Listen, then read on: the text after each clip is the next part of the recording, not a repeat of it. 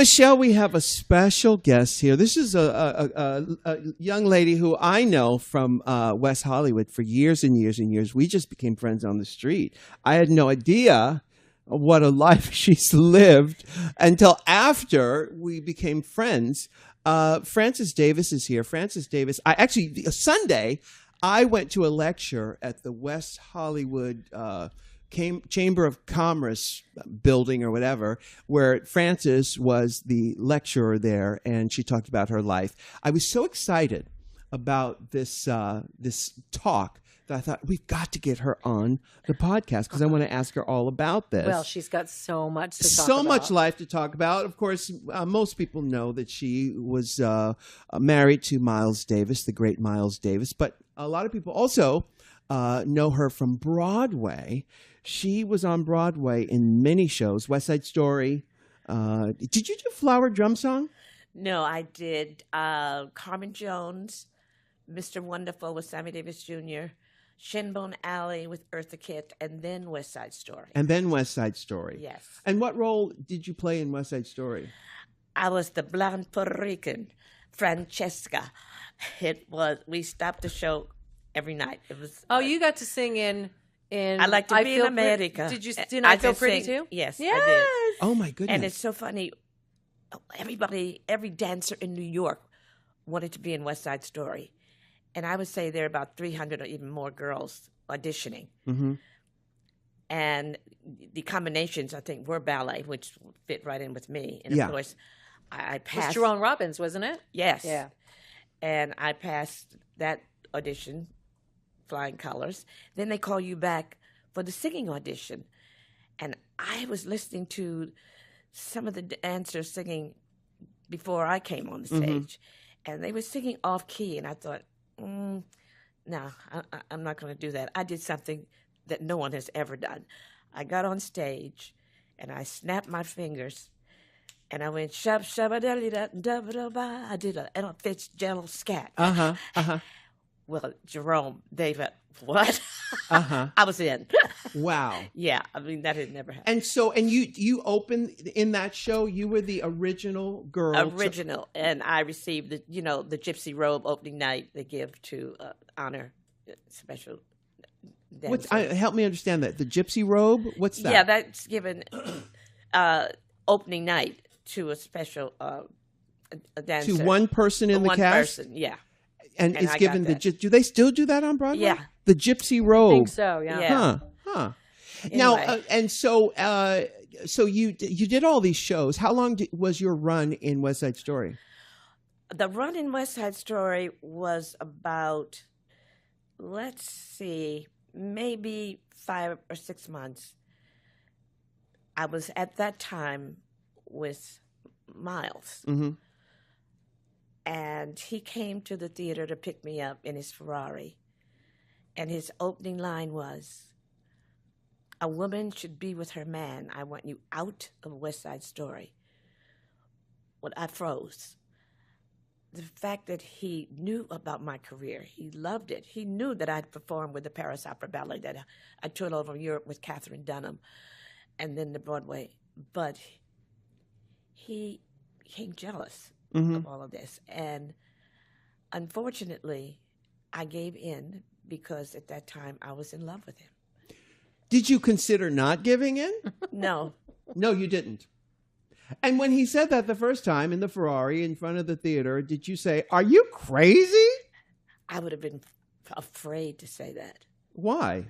Well, you got to understand, I was brought up in Christian Science with Key to the Scriptures by Mary Baker Eddy. That I never saw any type of abuse, and so I didn't know if he might get angry if I didn't agree. I might get hurt, which happened later. How long had you been with him at that point when the Ferrari incident in front of the theater? Let's see. When I came into New York, I was married to a Catherine Dunham dancer, and that ended because my husband, then Jean-Marie Duran, a Haitian singer with the company, was jealous. Jealous of your success? Of everything. Just everything. Yeah. But he was doing the same thing? Yeah, he was in the company. Huh. But what is it with me? I don't understand. I'm not jealous, but the men. Mm-hmm. So I called my dad. My dad came from Chicago. We went back to Chicago on the train because by that time I had a little baby. I was performing at the Greek Theater, 8 months pregnant. Mm-hmm. Oh my God. Yeah. And then he did some things, so I thought I better call my dad. I called my dad for everything. He was wonderful. And so when I went back to Chicago with him, when I was there, I got a call from who was my teacher and became my partner, Walter Nix. Mm-hmm. And he said he wanted me to come into New York to do Carmen Jones. Now, I had worked with Walter as his partner. We performed with Benny Goodman. Do you know who Benny Goodman is? Oh, of course, yes, okay. yes. And we did his famous song, Sing, Sing, Sing. Uh-huh. And we performed it in New York at the Palace. We also went to London and performed at the Palladium. And that's when I got the call from Catherine Dunham to join her company. But getting back to with Miles, when he called me to come in Carmen Jones, I finished that and I'm thinking, okay, I have to work still. And Mr. Wonderful was on Broadway at the time. It had already opened. And the fact that I knew him, because I had been his romantic lead in this pilot film. Sammy Davis in Mr. Wonderful, Mr. yeah. Wonderful, yeah. So I went over and I thought, is there any room for me? Absolutely. So I came on board with Mr. Wonderful. On my way to a rehearsal, I ran into Miles. This is the second time around because the first time was out here at Ciro's when we met. Mm-hmm. And we were on 52nd and Broadway, and we ran into each other, and he looked at me and he says, now that I've found you, I'll never let you go. Oh, my goodness. So then... All right, so now back up. Okay, so you had been married to this Haitian dancer, and you singer, yeah. And you had a child with him, right? Just one. One. And so you got out of that marriage by calling your father and saying, "Come get me." That's correct. And so, what did your father? He just took you to Chicago. That's right, with the baby. With the baby. And you divorced him. I don't even know if I ever divorced him. You just left. Yeah, I just left. Honey. Yeah, right. And so when you needed to get back to New York, Sammy was on Broadway in Mr. Wonderful. Right. So you said, "Sammy, I need a job." Yeah, I mean the fact that my partner called me first to come in to do Carmen Jones, and then I'm thinking, I still have to work. My parents are taking care of my child. Right. And so while Carmen Jones was being put up, you needed to go into a job that was already up and running. But they called me to come in to do Carmen Jones. Uh-huh. And So my point that was a job waiting for you. Yeah. Okay. And then when it was over, you know, because Broadway shows last whatever time they last, and I'm thinking, what am I going to do? I can't go back to Chicago. I got to work. Yeah. And then I was blessed to know that Mr. Wonderful was already on Broadway. Yeah. I have so many questions for you. I want to ask about the Christian Science. I want to ask about, your father and Chicago. You're born and raised in Chicago? Born and raised in Chicago. And your parents are from where? Well, they're Chicago. Oh, so they didn't come from the South? I remember having a grandfather who lived in Roanoke, Virginia. Mm-hmm. Yeah, and I think he was part Caucasian. Mm-hmm. And I have an aunt I think was part Indian. I mean, there's a lot of mixture in there. Yeah, because I just wonder because, so many people of color moved to Chicago during the Great Migration to escape the Jim Crow storyline in the South. And I was just wondering, when I heard your story the other day, I wondered about your parents. I knew that you depended a lot on your father. You were a daddy's girl. Do you have brothers and sisters? I had a brother. Yeah, unfortunately, he's not with us now. Well, a lot of people aren't with us because you are.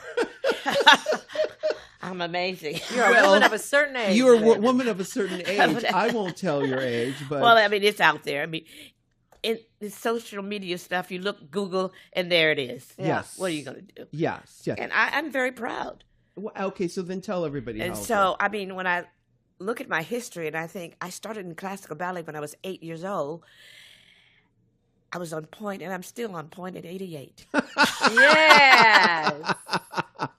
88 years old. I can't imagine being 88 years old. No, I mean, it's only a number.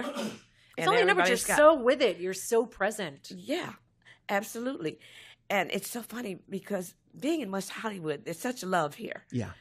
And I mean, if naturally I have a problem with my knee, osteoarthritis in my right knee, Mm-hmm. and I get injections of cortisone.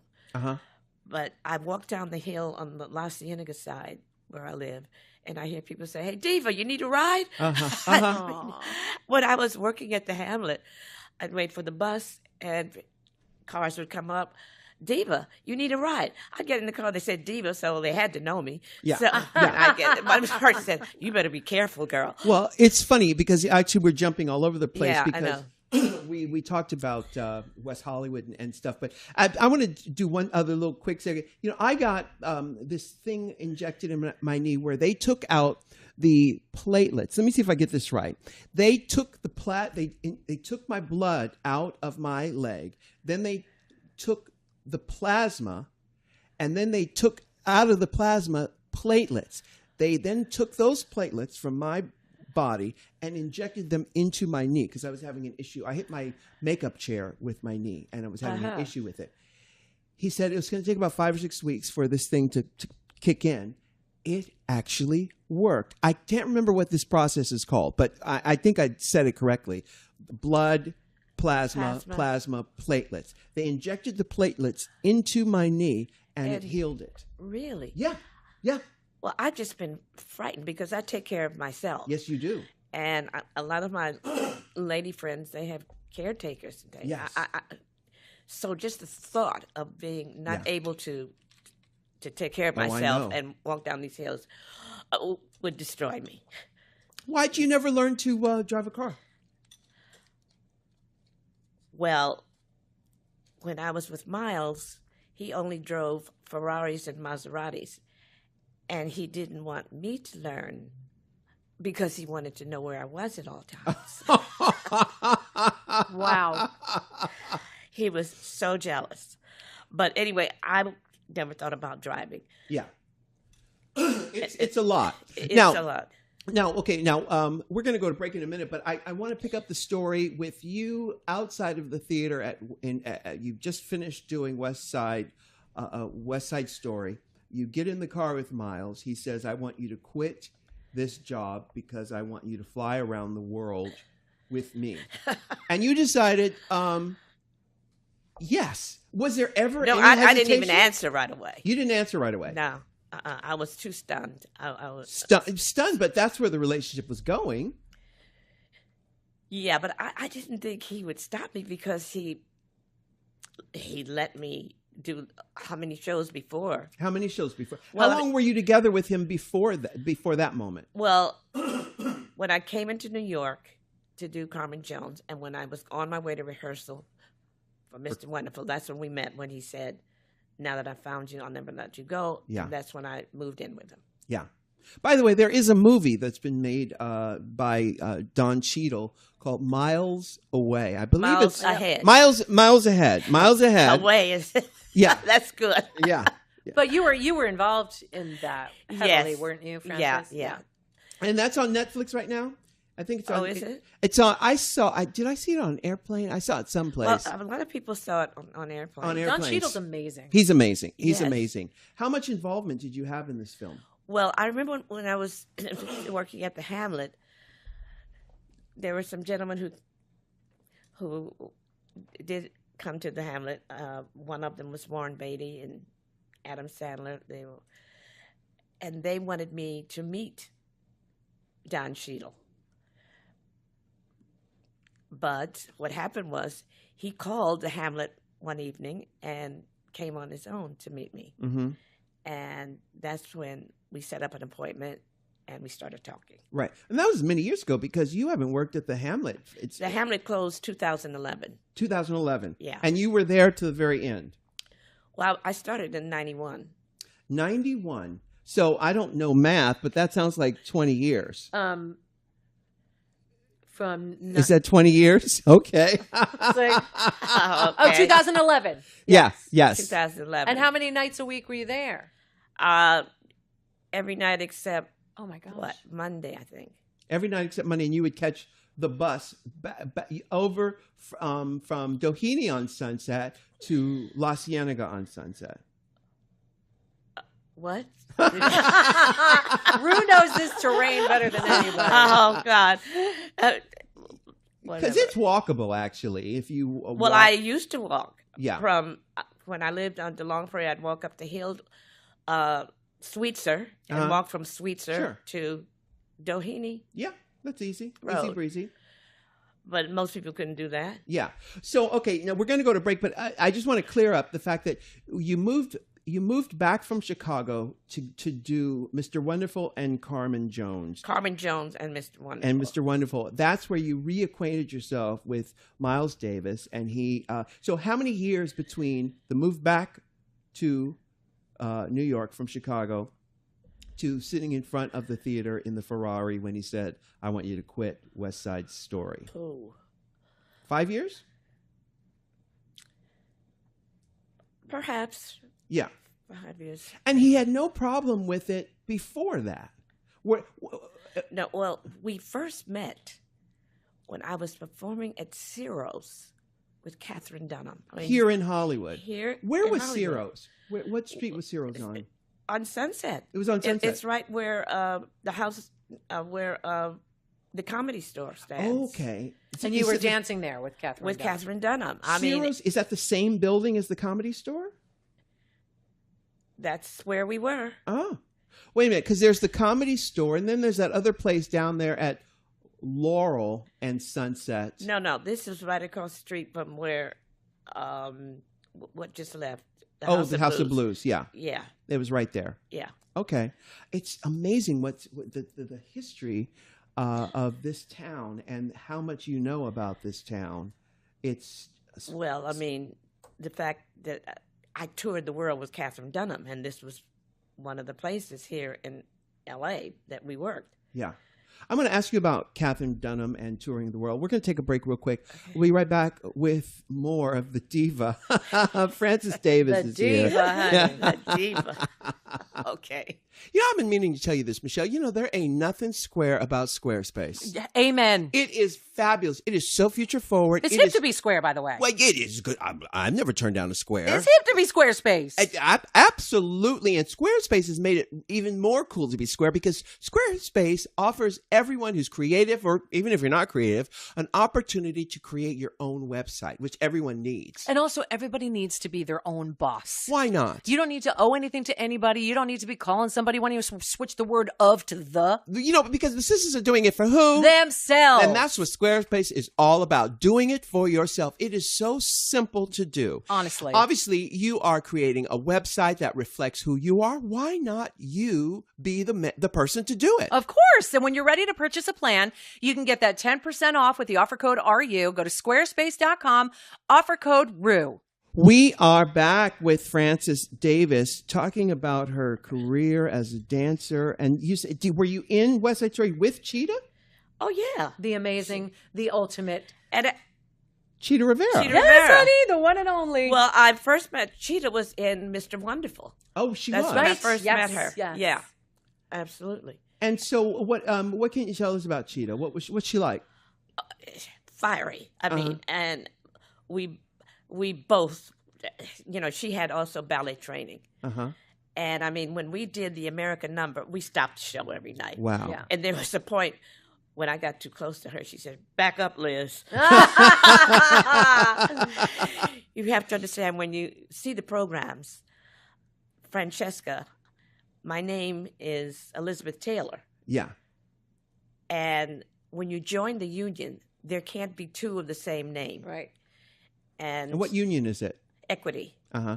Equity Union. And there was already Francis Taylor in the union.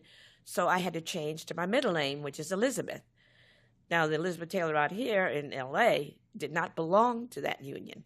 So I was the first Elizabeth Taylor on Broadway. All right now. All right. Now, Miles and I, he was doing a concert in Big Sur, The Monterey. the Monterey Jazz Festival, and we had lunch at this restaurant called Nepente. And it's very interesting. Her husband, Richard Burton. Richard Burton, came in. Pick one. Yeah, and we got into a great conversation. And, he was just a great storyteller. And I thought, let me tell him about me being Elizabeth Taylor on Broadway. And just the way he spoke was, oh, my God, we've got to go on the set. You've got to meet Elizabeth. Okay, so Miles and I and Richard, She was making the sandpaper. the Sandpiper. Sandpiper, yes. Yes. Sandpaper. The sandpaper. Sandpiper. So we go on the set, and I stand there looking at this woman's glorious violet eyes. She was beautiful. And Richard looks up at her and says, darling, I want you to meet the chocolate Liz.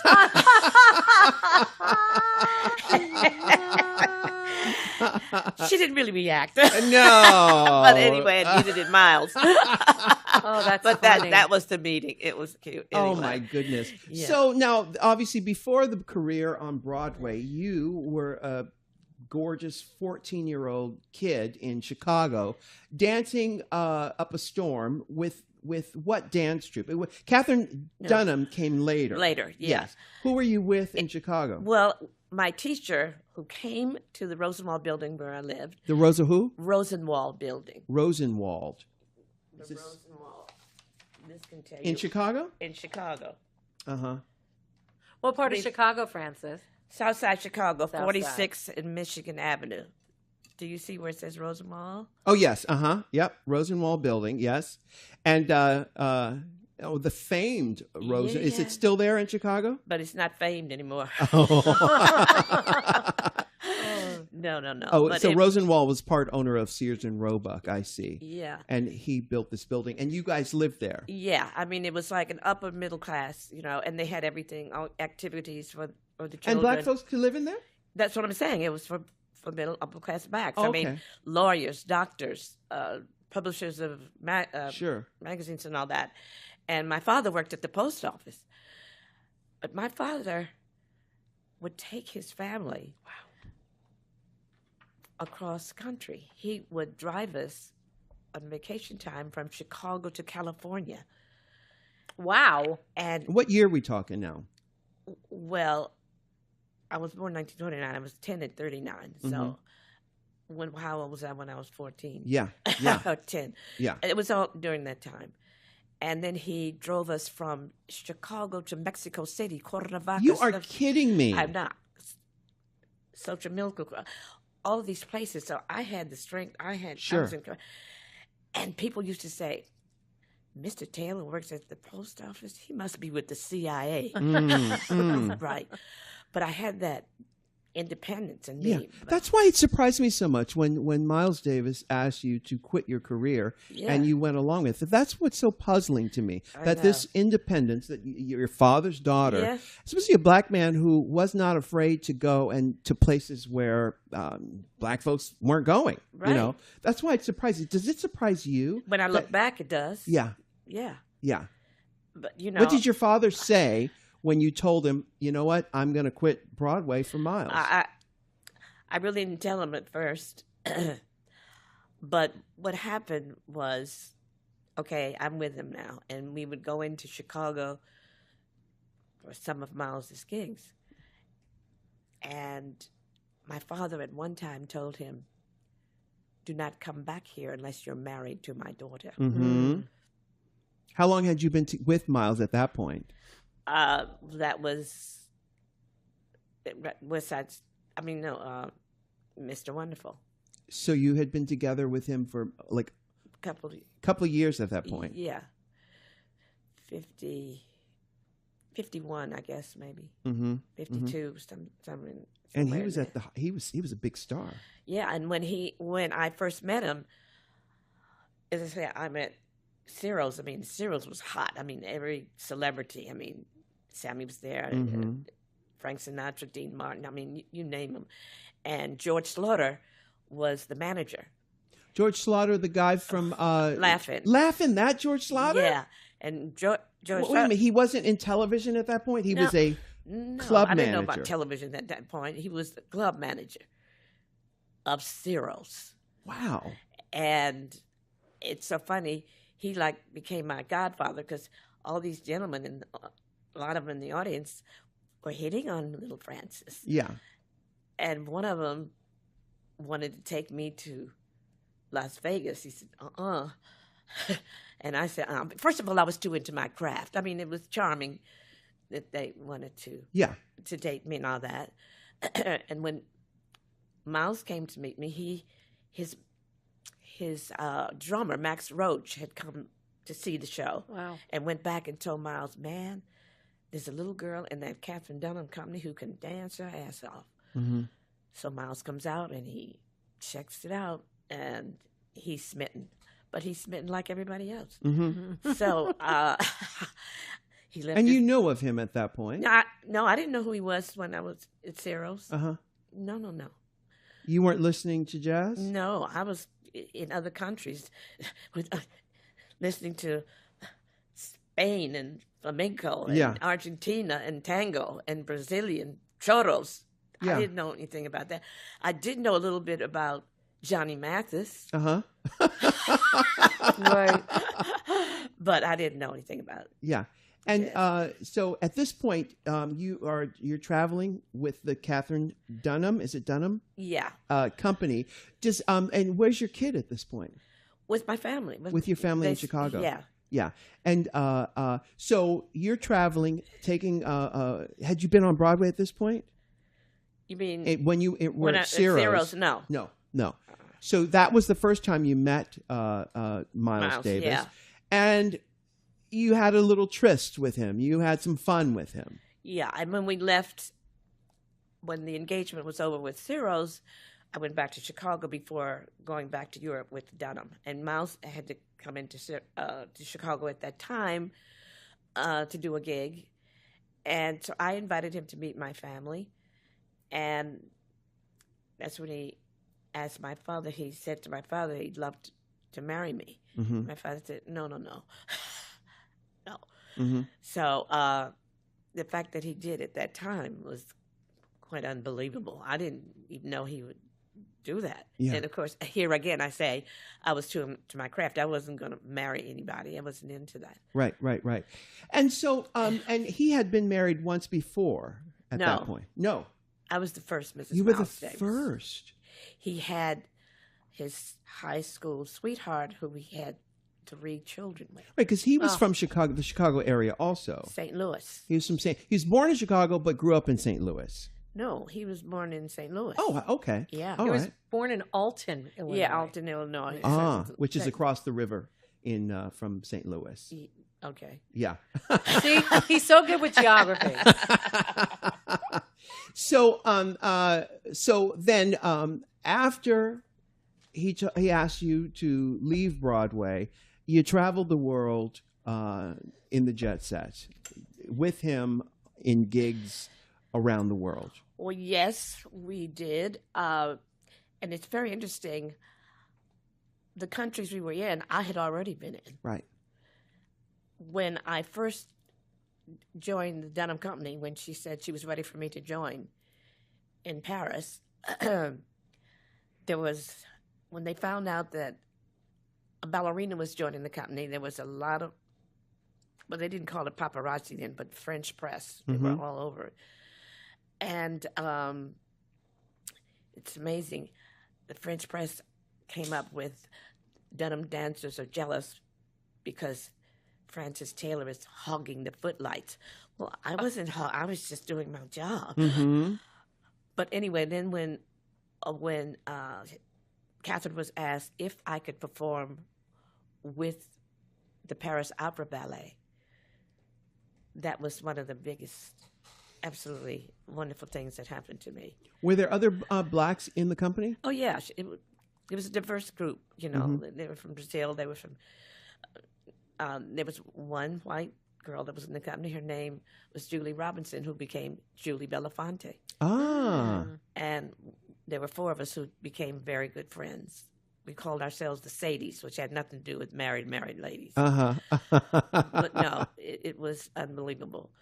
And so, having grown up in such a very sophisticated way in Chicago, were you ever surprised at what you witnessed traveling around the world in this company? Well, to me, traveling with the company was an education in itself. I mean, in Paris, I mean, when we met people, I mean, I hung out with Jean Barthé, who spoke no English. And I had a very good ear. So I was speaking a little French when I left, going to Spain. And then when we were in Spain, I was just fascinated with flamenco music and dance. And because of that, much later when I was with Miles, there was a company that came to New York called Roberto Iglesias. And I thought, I would love for you to hear this music, this sound, Miles, because I think with your sound and the sound, it would just be a magical marriage.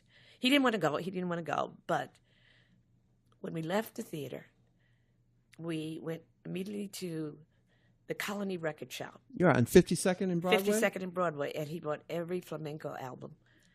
And the next day he called Gil Evans. He said, I want to do this album. And it did come out called Sketches of Spain. One of and his mother greatest. said, why didn't you give Francis credit for that? He didn't.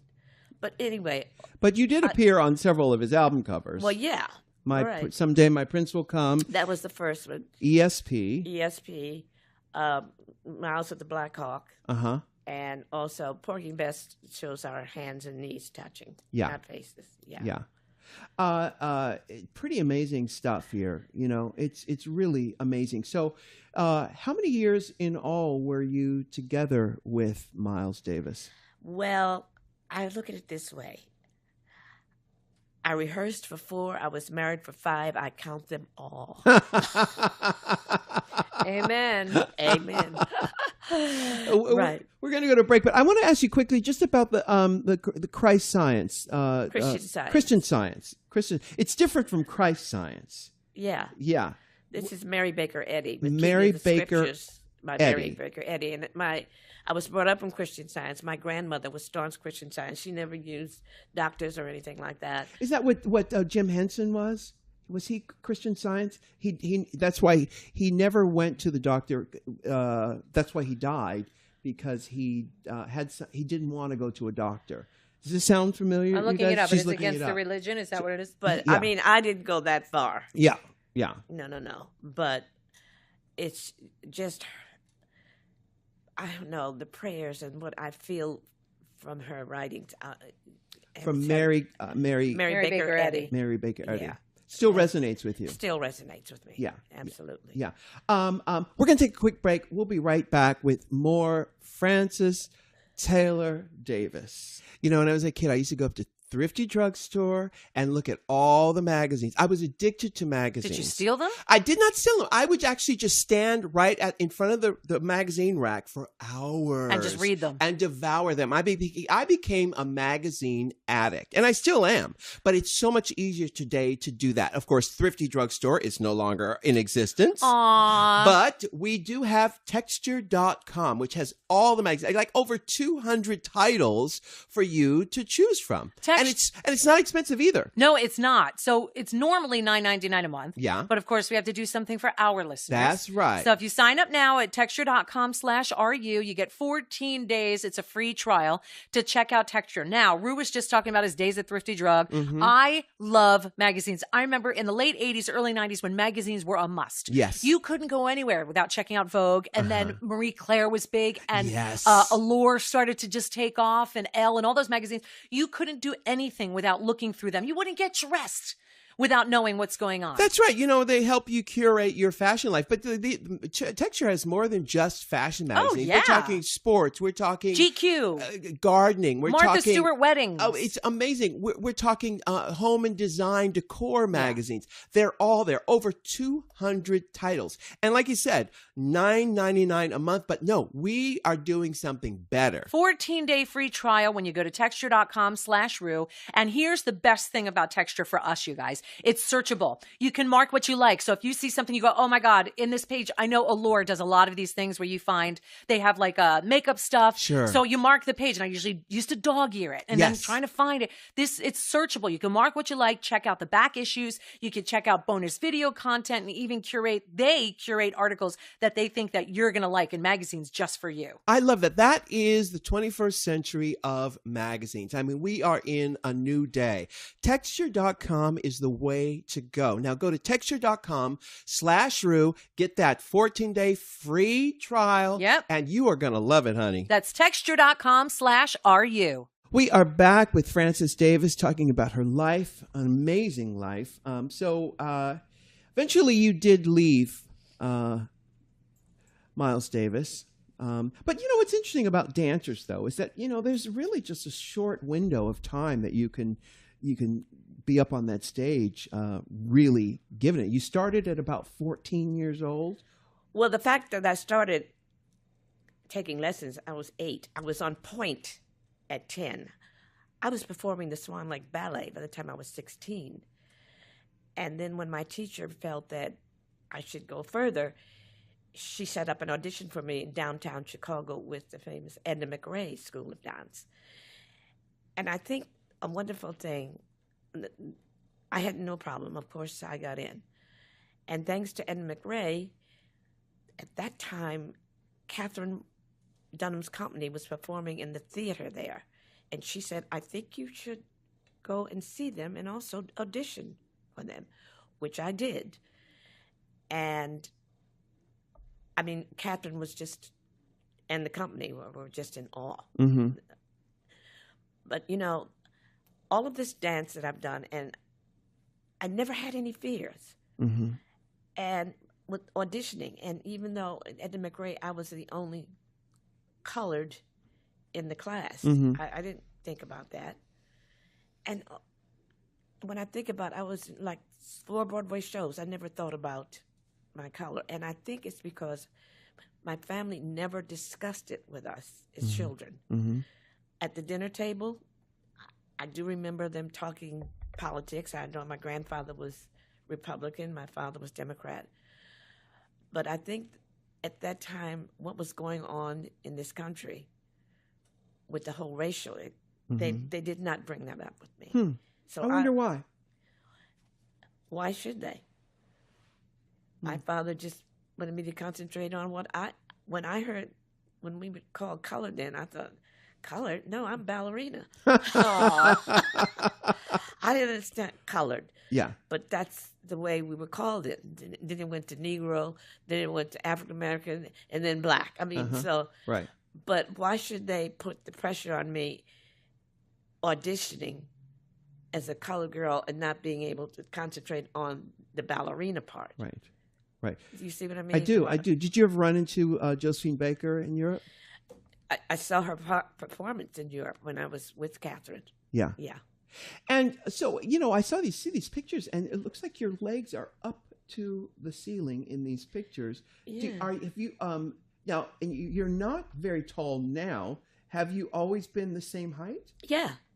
Why do your legs look teeny so long? tiny. I just have long legs, honey. You know a little something about that, Ru. Yeah, and if you notice, I don't have bulging muscles. Right. They're straight. I mean, because a lot of ballerinas have the bulging. Sure. Yeah. And even Mitzi Copeland mentions that she has. She's bulkier, Misty. Yeah. Yeah. Her body's insane. Yeah. Yeah. So now, okay, so by the time that Miles Davis asked you to stop performing on Broadway, how many more years as a dancer do you think you would have had you not stopped?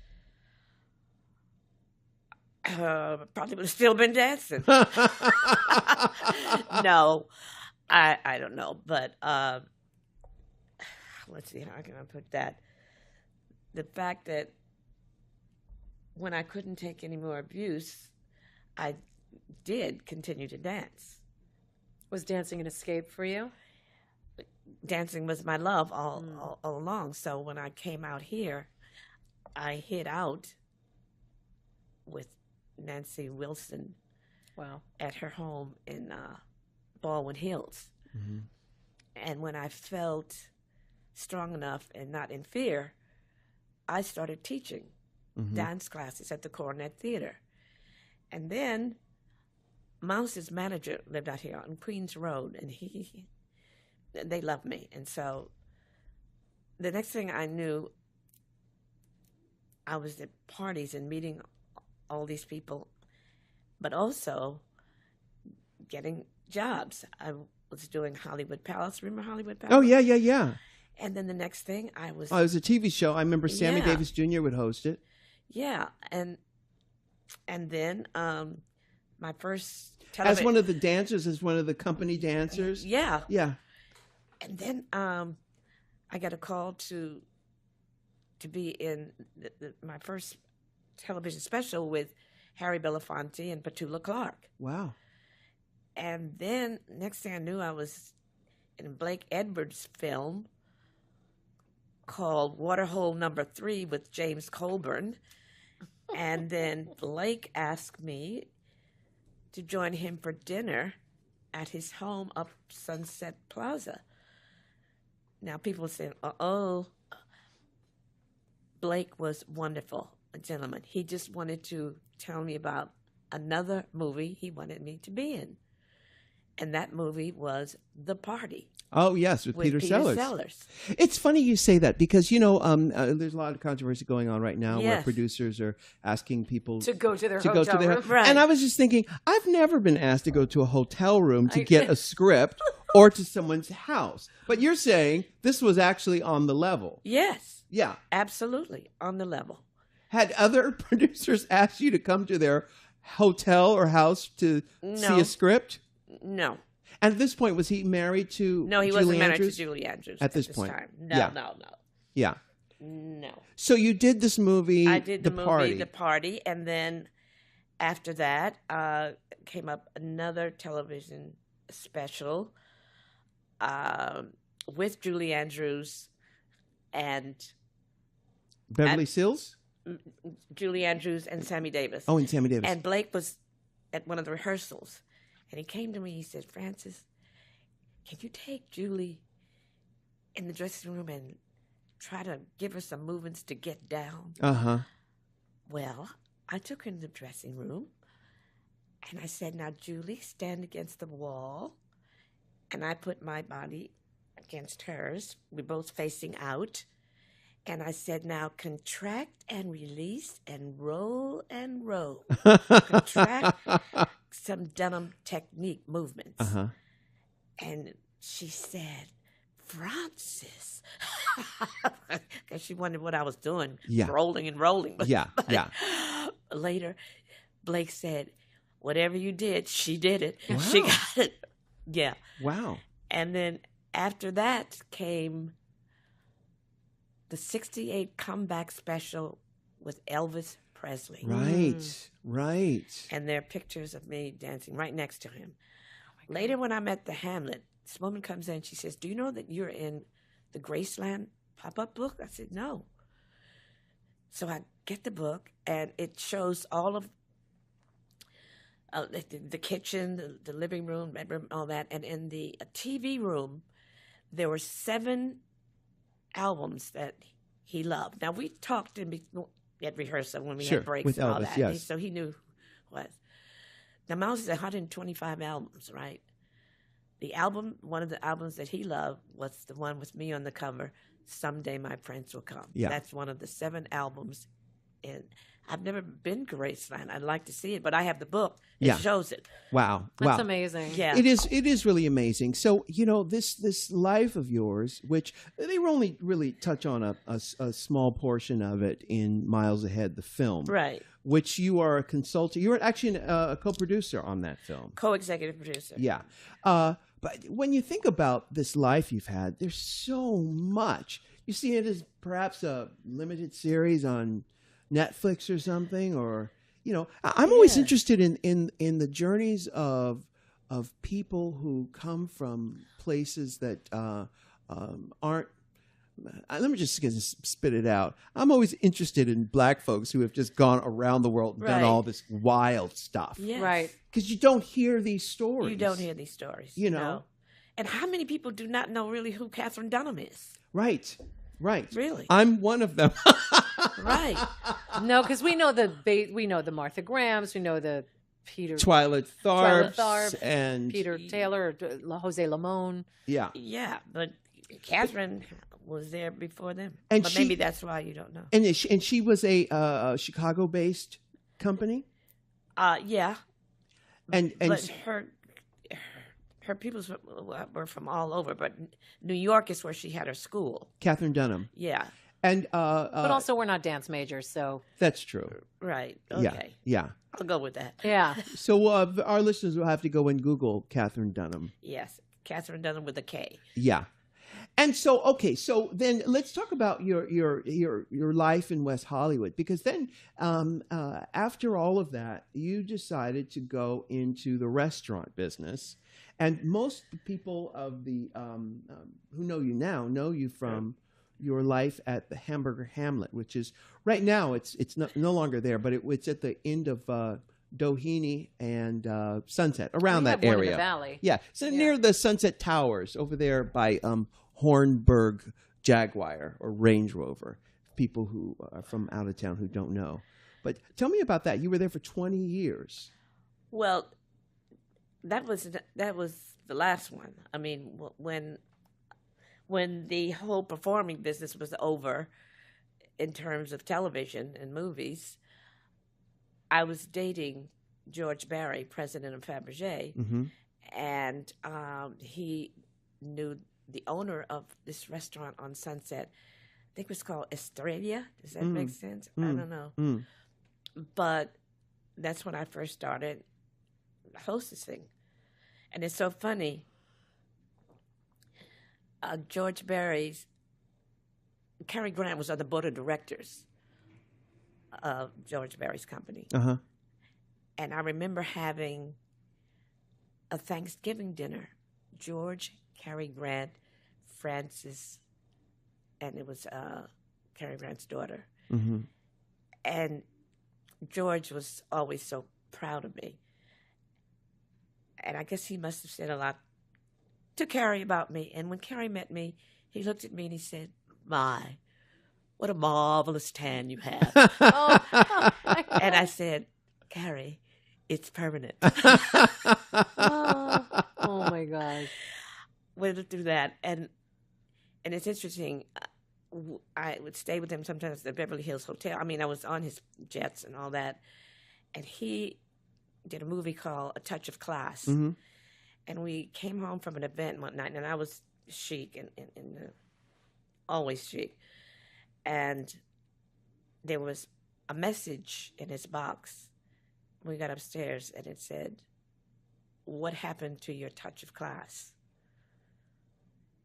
I mean, he turned whiter than white. He said, "Why didn't they leave their names so I could tell them about class?" Mm. I mean, so we've been going, So someone was dissing him for being with with A you. woman of the color. woman of Oh. color. Yeah. I mean, and when I was with Miles and in the Ferrari business, we drive into Beverly Hills and they stop him because, what's he doing? Right. Yeah. I mean, so we went through all of that. Yeah, and George Barry was the president of Fabergé. Fabergé. Was he responsible for getting Lola Falana on as the Tigress woman?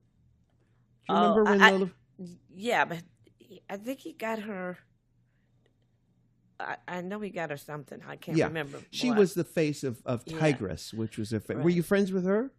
I met her. I mean, not close friends, right? And you were friends with Eartha Kitt For a moment. for a moment. Well, I mean, it didn't.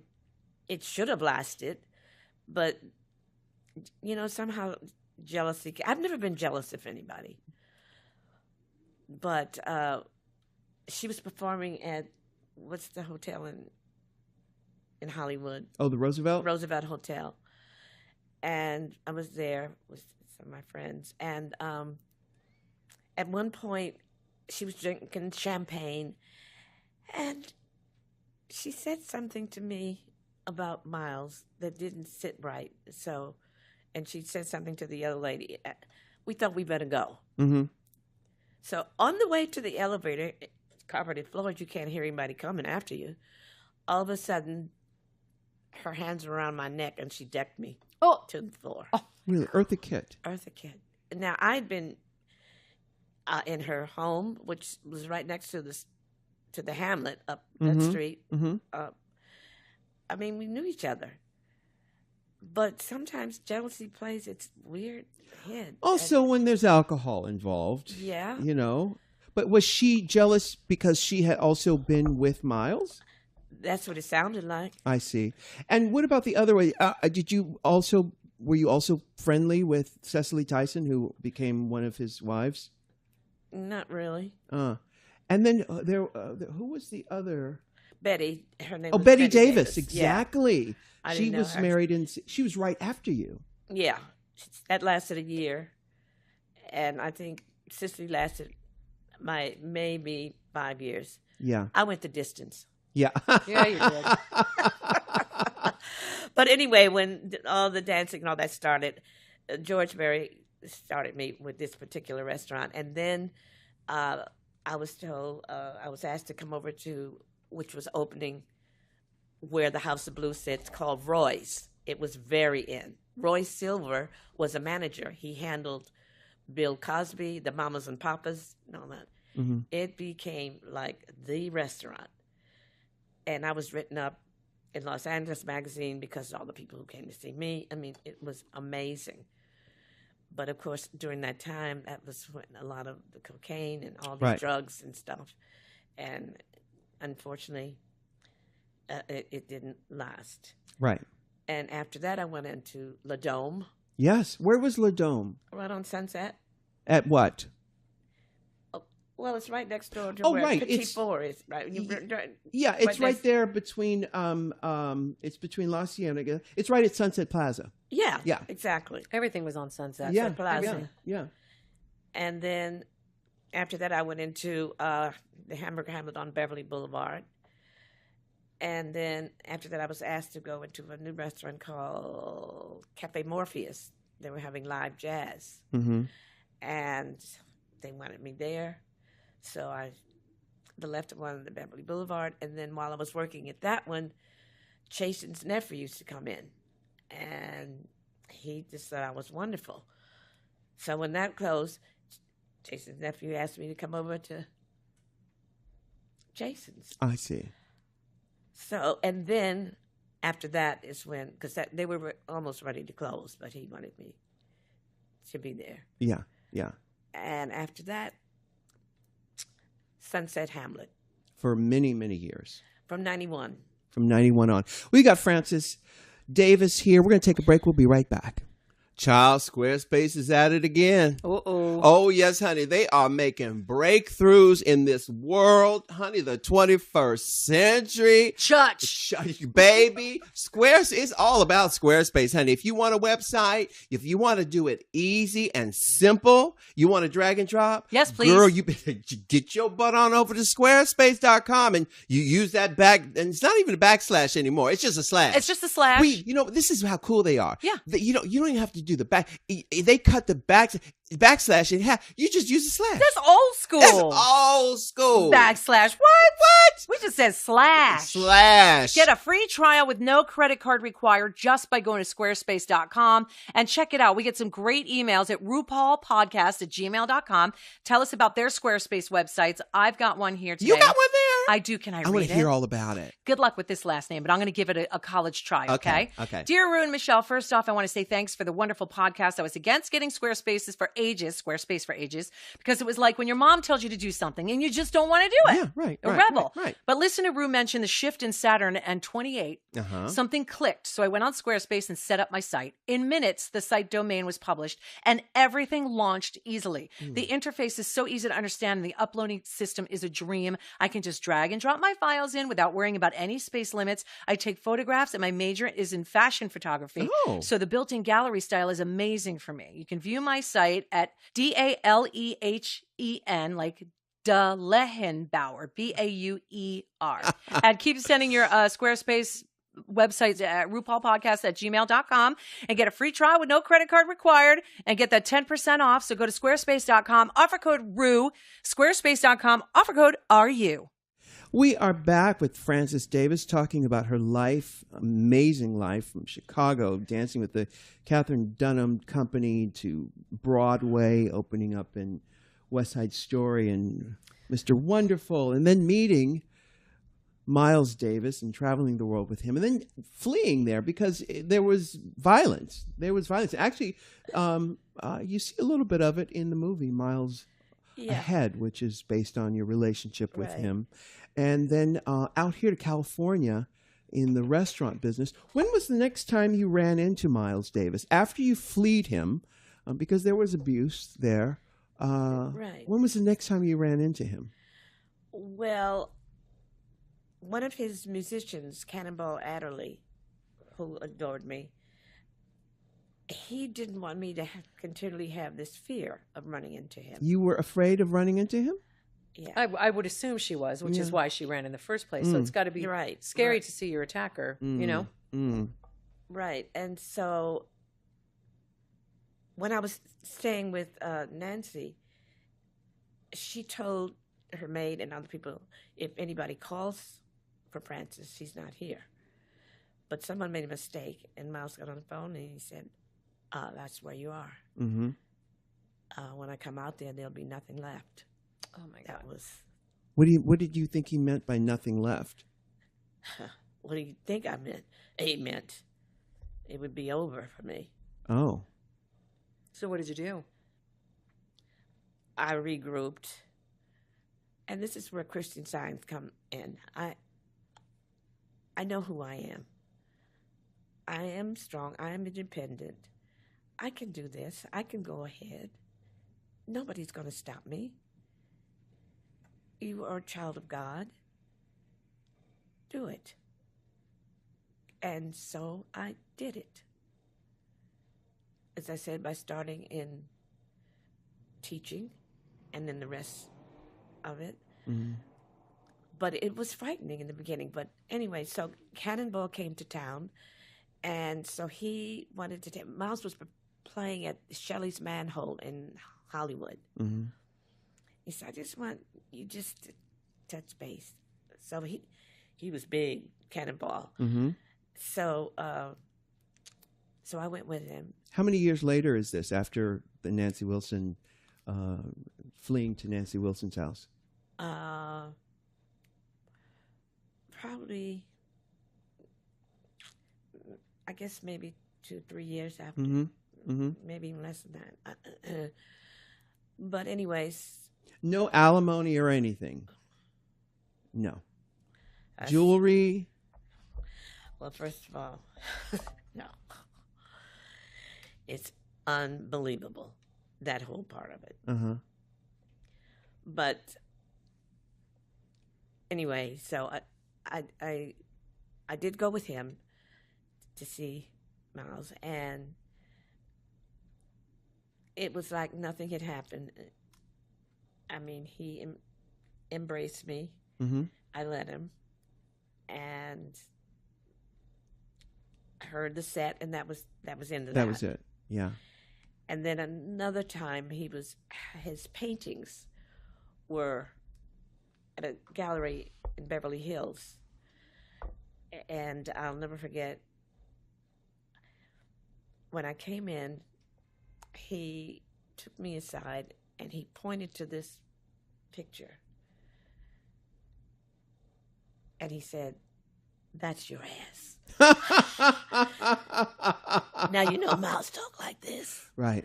I mean, when in our home in New York, 312 West 77th Street between West End and Riverside Drive, he bought the home when we got married. Mm-hmm. And our bedroom's upstairs, and he had to whistle for me to come up. Mm-hmm. So I didn't know if I was going to go up be made love to or be knocked down. I didn't know which one. That's amazing. It's amazing. And the one that really got me was when he was with the drug scene. Right. And I really didn't know all about that. Yeah. And so the combination of cocaine, Percodan, and scotch and milk, found out later he was doing, and the jealousy. I'll never forget, he came home and he was looking for this imaginary man. There's nobody here. The children were, because the children came to live with us. His 3 children were teenagers. And he's looking for this imaginary man. In the bedroom, in the closets, on the bed. Come downstairs to the kitchen, and he gets the butcher knife. He's here. I said, Mom, there's nobody here. We go to the basement. There's nobody here. And, you know, we came back up, and I tried to make a dash to the door. You're not going anywhere. But a light bulb came on in my head, and I went, you know what, Miles? There is somebody here. Let me get on the phone and call the police. Yeah. That's how I got out of it. So you got out of that situation. Was that the final straw right there? Was that the moment? You stayed a little bit longer. Oh, I stayed longer. Yeah, I see. Yeah. That's how you got. It's just so interesting. I know people who have done drugs. I've been around drugs my whole life. I haven't done drugs in many, many years, 18 years. It's always interesting to me that you think these omnipotent artists who are so bright would be able to transfer that brilliance into other areas, like into, say, even to psychology, understanding their own mind and why they do what they do. Right. It's always so disappointing to hear that someone who's so brilliant has not been able to transfer that brilliance into their own emotional evolution. God, it happens all the time. All the time. Yeah, it does. All the time. And me being so naive to all of that. And you were young. You were really young. young. I was 30. Yeah, but Francis, that's young. You were 22, like around there, I'm assuming, when you left Broadway, right? Because if you started really young, and Mr. Wonderful was on Broadway 56 and West Side Story was 57, you were still very, very young. Yeah, but remember, I had my child. Yeah, true. So you were a little worldly, but still. But but you had traveled the world. I'm just I'm surprised that still there was still this naivete there, having traveled the world. Well, it was there. I'm sorry. What about coming from chartered jets from Switzerland to Japan, and then working in the restaurant business? Did you feel like that life had cut you a raw deal, having come from the top, and now you're a hostess at Hamburger Hamlet? It was Roy's, the first one. Yeah. But when I think about my age then, I mean, I had a child, and I'm a grandmother. I always felt that going into the restaurant business, I was still on stage. Uh-huh. The door opens, the curtain goes up, and I'm performing. Yeah. Because there was no way to do what I used to do because of my knee and all that. Yeah. No. So, and the fact that I'd done so much, that's still in my head. I mean, wait. Yeah. That's not going to change. Sure. And the fact that I keep on doing things. And I performed with Connie Stevens, and I was in Vegas and in Tahoe and all these places, and performing at the Plaza in New York. And I've been going with Connie. I mean, well, we take cruises, and we end up in the south of France, and we take the car and go up and down the Côte d'Azur. I mean, I didn't stop moving, honey. Yeah.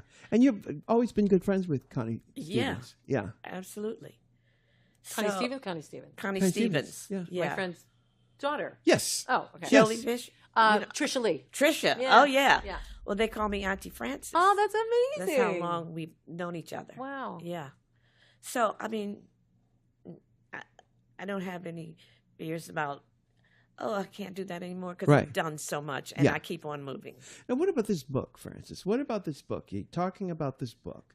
What are you doing? I hope you're writing something every day. I mean, obviously, here we are. We've chronicled a good portion of your life here. Right. What would you like to see happen? Is it another movie? Is it a television series? A book? What is it?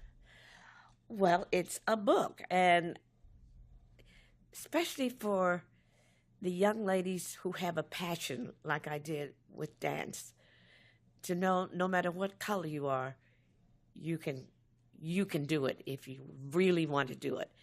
And also with women, you're in love, but if it comes to the point where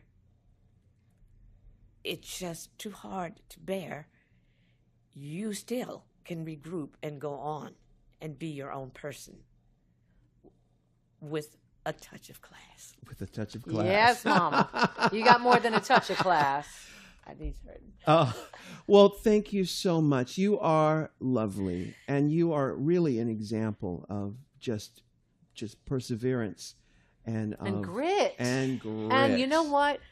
Balls. Balls. You You got balls. 'em. You got balls. I like that. You do. Let me tell love you, because to Right. do what you did then and to do it so well and to be strong enough to leave a very powerful man, Right. that takes balls, lady. It certainly It does. does. And the fact, as I said, when I first met Miles, I didn't know who he was. So, I mean, he was just another gentleman who wanted to be with the diva.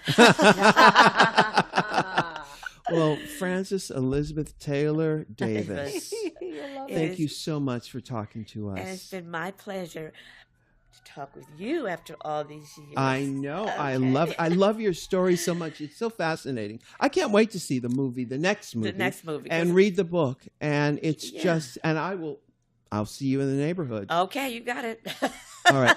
And I always close with, ciao for now. Ciao for now. Thank you so much. And Michelle, ciao for now, my That was darling. I learned so much. It's just then. amazing story. You've Yeah. got to see the movie Miles Ahead with Don Cheadle. Now I'm going to go watch It's it. amazing. It's fabulous. I'm a big Miles Davis fan, and How can you not be? yeah, how can you not be? Music. Music. Brilliant. We'll leave it at the music. Brilliant. You would not have loved the way he took care of your friends. Right. I mean, Exactly. yeah. Yes. All right, my darling. Until next time. Yes, love. Bye. Can I get an amen? Can I get an amen? If you can't love yourself, how in the hell you gonna love somebody else? Can I get an amen? And don't forget to Can I subscribe get an on amen? iTunes. If you can't love yourself, how in the hell you gonna love somebody else? Amen.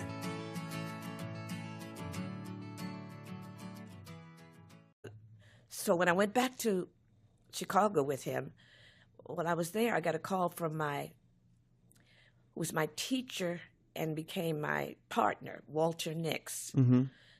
And he said he wanted me to come into New York to do Carmen Jones. Now, I had worked with Walter as his partner. We performed with Benny Goodman. Do you know who Benny Goodman is? Oh, of course. Yes, okay. yes. And we did his famous song, Sing, Sing, Sing. Uh-huh. And we performed in New York at the Palace. We also went to London and performed at the Palladium. And that's when I got the call from Catherine Dunham to join her company. But getting back to with Miles, when he called me to come in Carmen Jones, I finished that and I'm thinking, okay, I have to work still. And Mr. Wonderful was on Broadway at the time. It had already opened. And the fact that I knew him, because I had been his romantic lead in this pilot film. Sammy Davis in Mr. Wonderful. Mr. Yeah. Wonderful, yeah. So I went over and I thought, is there any room for me? Absolutely. So I came on board with Mr. Wonderful. On my way to a rehearsal, I ran into Miles. This is the second time around. Help me understand that. The gypsy robe? What's that? Yeah, that's given opening night to a special a dancer. To one person in the one cast? Person, yeah. And it's I given got that. do they still do that on Broadway? Yeah. The gypsy robe. I think so, yeah. Yeah. Huh. Anyway. Now, so you did all these shows. How long was your run in West Side Story? The run in West Side Story was about, let's see, maybe 5 or 6 months. I was at that time with Miles. Mm-hmm. And he came to the theater to pick me up in his Ferrari. And his opening line was, "A woman should be with her man. I want you out of West Side Story." Well, I froze. The fact that he knew about my career, he loved it. He knew that I'd performed with the Paris Opera Ballet, that I toured all over Europe with Catherine Dunham, and then the Broadway. But he became jealous of all of this. And unfortunately, I gave in because at that time I was in love with him. Did you consider not giving in? No. No, you didn't. And when he said that the first time in the Ferrari in front of the theater, did you say, "Are you crazy?" I would have been afraid to say that. What? On Alley with Eartha Kitt and then West Side Story. And then West Side Story. Yes. And what role did you play in West Side Story? I was the blonde Puerto Rican, Francesca.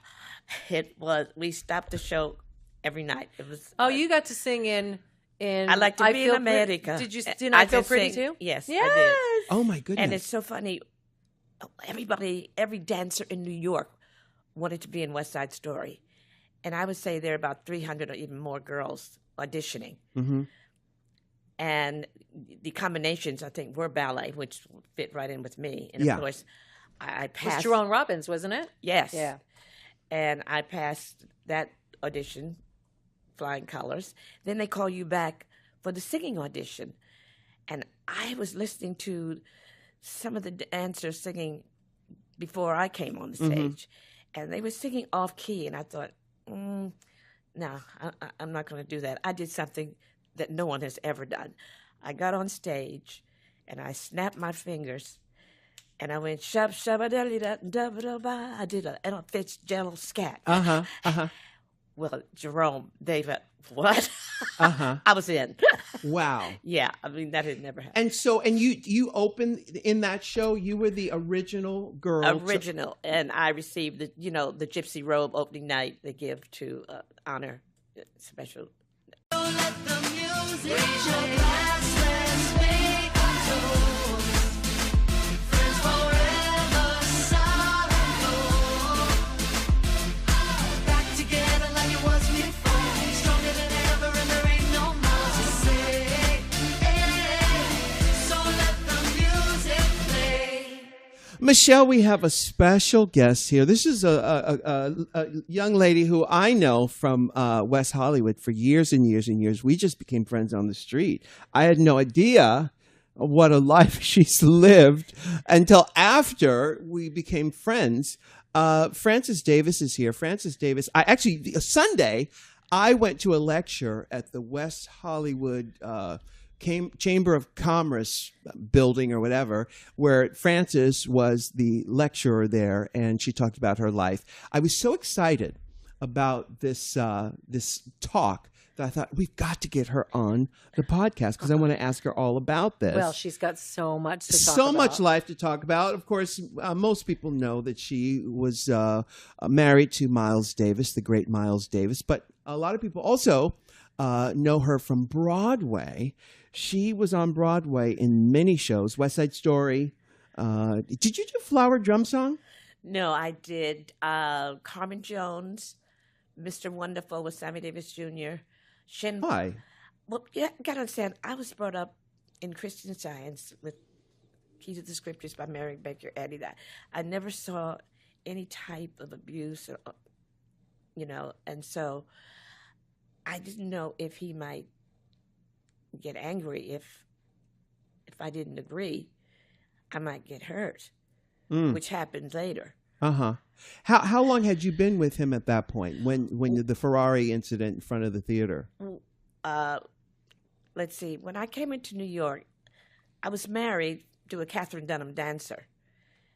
And that ended because my husband, then Jean-Marie Durand, a Haitian singer with the company, was jealous. Jealous of your success? Of everything? Just everything. Yeah. But he was doing the same thing? Yeah, he was in the company. Huh. But what is it with me? I don't understand. I'm not jealous, but the men. Mm-hmm. So I called my dad. My dad came from Chicago.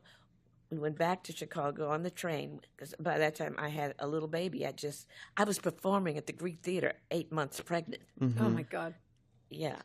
And then he did some things, so I thought I better call my dad. I called my dad for everything. He was wonderful. And